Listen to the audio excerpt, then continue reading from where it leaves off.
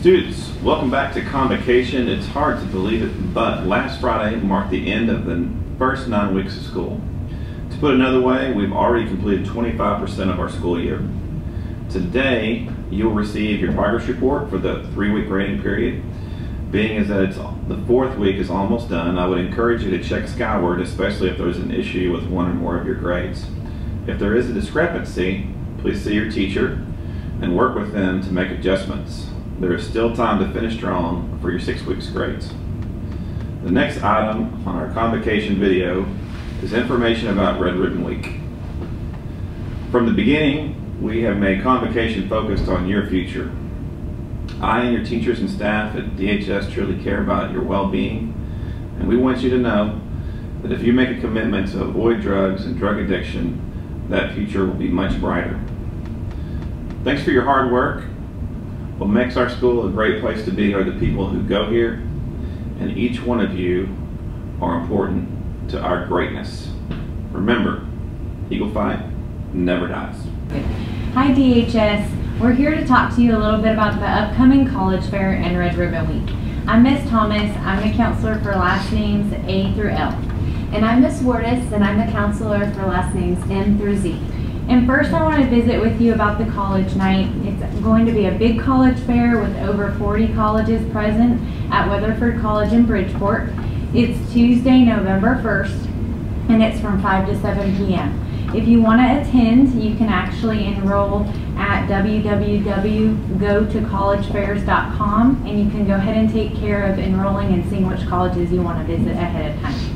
Also, for our seniors, when we came and visited with you in your classrooms, we showed you this pink book that has all the Texas colleges, scholarships, and financial aid information. We got a whole bunch of these books in, so y'all are more than welcome to come to the Counseling Center and check them out. As we continue with Red Ribbon Week, yesterday you had the opportunity to sit and listen to the story about Jessica Hunter and her life story. On average, someone dies every 5 minutes from alcohol or drug abuse in the United States. That's over 40,000 people each year. Many times, synthetic drugs, such as Molly, are being marketed as safe, but are often filled with dangerous chemicals or other drugs. Current statistics show that teens your age try to do drugs to feel better or normal, to fit in, to do better, or to experiment. Choices are made in the moment and are greatly impacted by your emotional state. Please remember Jessica and her story, and make choices to fulfill the positive and unique purpose you have in your life.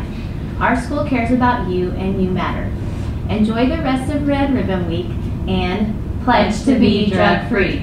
EFND. Hi, I'm Kenzie. I'm the president of SAD, Ileana and Hadley, and we're here to just talk about a little bit about SAD.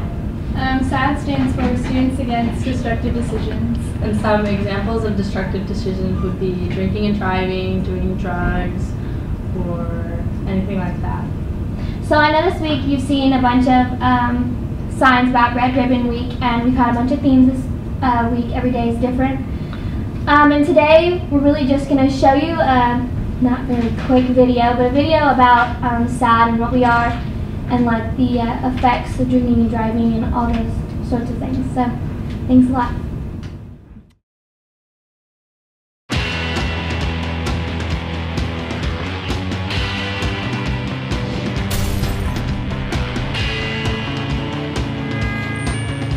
Sometimes it seems like drugs and alcohol are just about everywhere.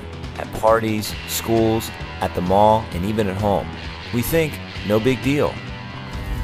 What makes some of us turn to drugs? And why can some people stop while others become addicted?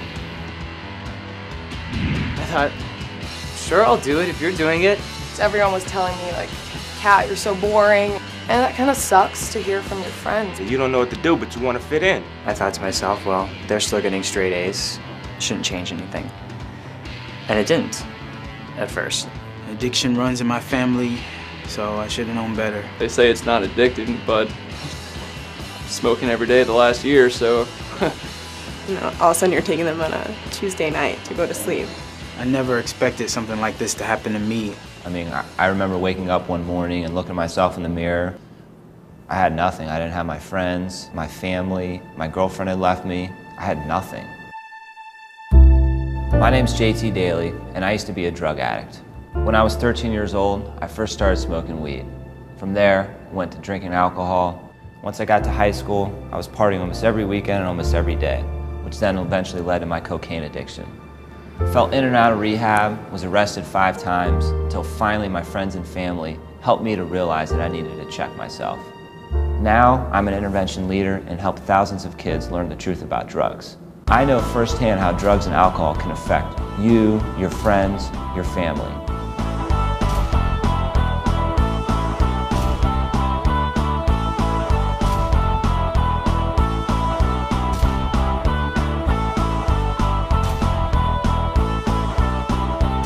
Over the next few minutes, you'll witness stories about people who have been affected by drugs and alcohol. Students, athletes, musicians, all of these people have one thing in common: addiction.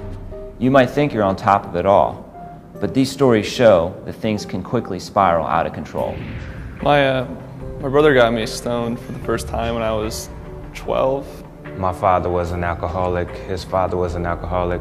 I didn't really want to go that route. We'd go to the dugout and smoke up during lunch break and come back and just coast. I started out, early in high school drinking, maybe a beer or two at a party, just to take that edge off. I was making some A's, making some B's, but, it was pretty easy because I would just sit in the back and then look over at my friends or the girl next to me, whatever. I'd be stoned in the outfield and a ball would come at me. And let's just say I wasn't as good as I once was. It was spring break and me and my buddy was throwing this huge bass. We was running out of liquor. They was pretty messed up. I was kind of messed up, so I decided to drive. I thought it was an okay idea. The cops didn't really see it as an okay idea. Ended up getting arrested, got a DUI, got kicked off the football team. It's just like that one moment, like everything just went downhill. Drugs don't discriminate. They affect everybody. This is Jessica. A friend introduced her to weed at age 11. I am a heroin addict.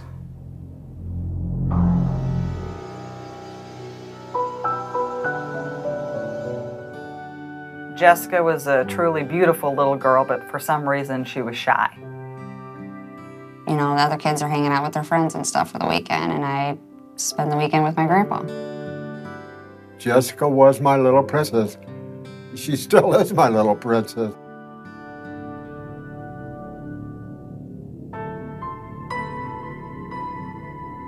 Weed made me, I guess, feel more comfortable, and it kind of made me want to stay out later and party and, get high with the boys.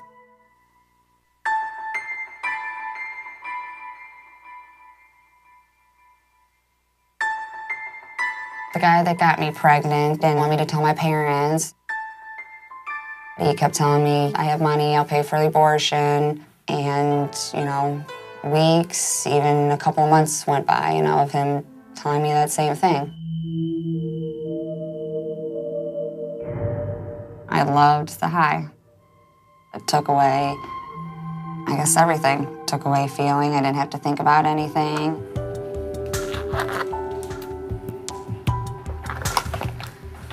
I'm definitely a 100% enabler with Jessica. I'm probably I have $1 on me, it's hers. I guess why stop when there's nothing to live for? Drugs allowed me to make more friends, and eventually when I got into selling drugs, it made me more popular. People wanted to be around me. Eventually, I knew that these friends that I was hanging out with weren't true friends. They didn't care about me.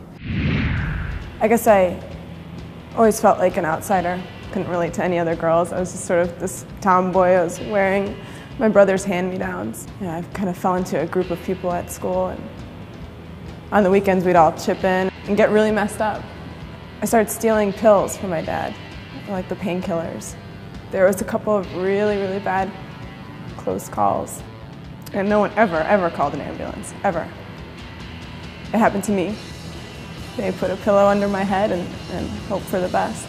Just because a drug is legal doesn't mean it can't be dangerous, addictive, and open doors to abuse and destruction.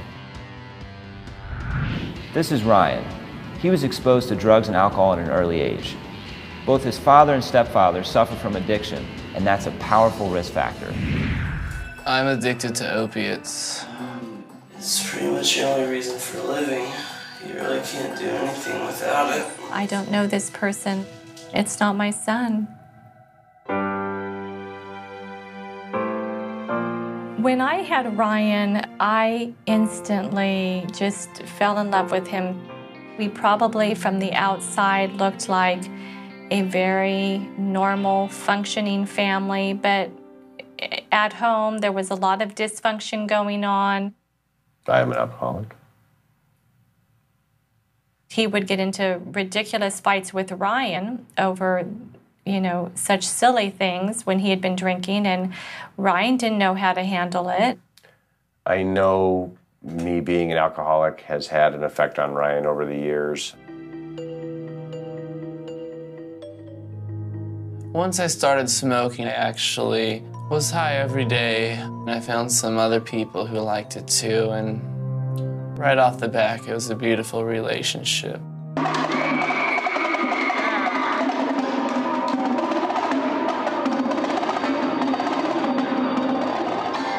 Admitting failure is hard at that age, I think, and that's when he started to party a lot more. Some of my close friends who I really looked up to were experimenting with the stuff, so I jumped on board. It's never enough, camera audience. It's never enough. Never, ever enough, I tell ya. If I killed myself on overdosing, it still probably wouldn't be satisfying. It's never enough. The pressure young people face is intense. The inability to cope with emotions and experiences that are overwhelming is a common risk factor for drug abuse and addiction.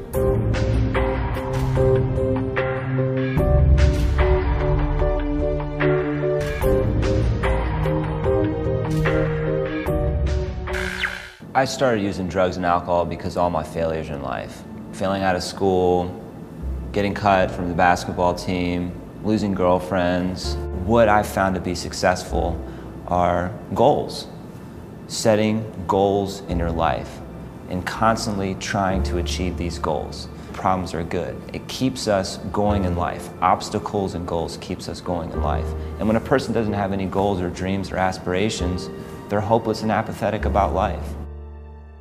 Now I'm chill with the same friends who I smoked out with in the dugout, and we pretty much just stay at home and sit on the couch and get high all day. I mean, I am trying to get into college. I've been trying to get into college for a long time. I finally got busted in gym class. I dropped a Ziploc bag of pills.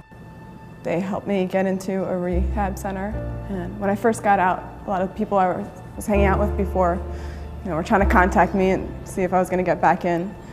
And I realize now that those people are not my friends. I'm going to AA now, me and my father, together. It's kind of helping our relationship get better. It is not easy. Every day is a struggle. But I feel like I'm moving away from my past and into my future. Please make time to check yourself and your friends.